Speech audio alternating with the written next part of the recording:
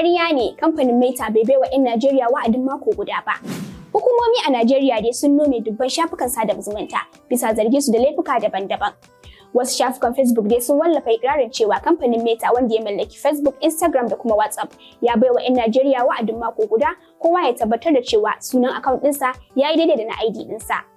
Wani shafi na Facebook mai suna APA Hausa ya wallafa ikirarin. Haka zalika wani shafi mai suna Guda Post ya wallafa wannan ikirarin.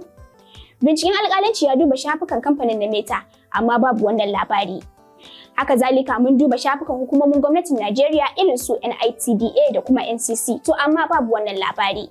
To sai dai kafar tantance labarai ta alƙalanci ta ga bayanan da ke nuna cewa Facebook baya buƙatar sunan kai dace da na National ID card, passport ko katin tuki ko katin zaɓe don amfani da shafin.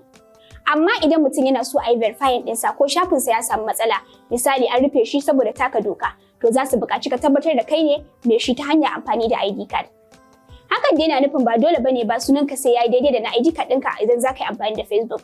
Haka zalika babu wata haɗin gwiwa tsakanin Facebook da kuma gwamnatin Najeriya akan rufe shafuka. Binciken alƙalanci ya gano cewa haka siddin Facebook ba zai goge shafin mutum ba, don kawai username ɗinsa ya bambanta da sunan da ke ID card ɗinsa. A tsarin kamfanin Meta za ku yi amfani da sunan da kowa ya fi sanin ku da shi, ko ma sunan banza ne ko kuma sunan sana'a. Wannan tsarin nasu yana nan a rubuce a Facebook a Help Center, za ku iya zuwa ku duba ku gani.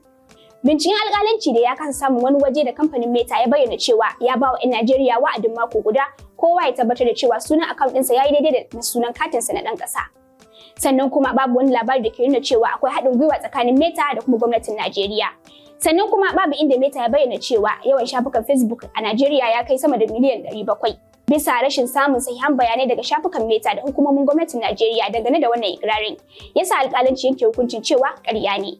Ku ci gaba da bibiyar kafar tantance labarai bin diddigi da bincike ta alƙalanci a www.alkalanci.com domin kare kanku daga labarin ƙarya.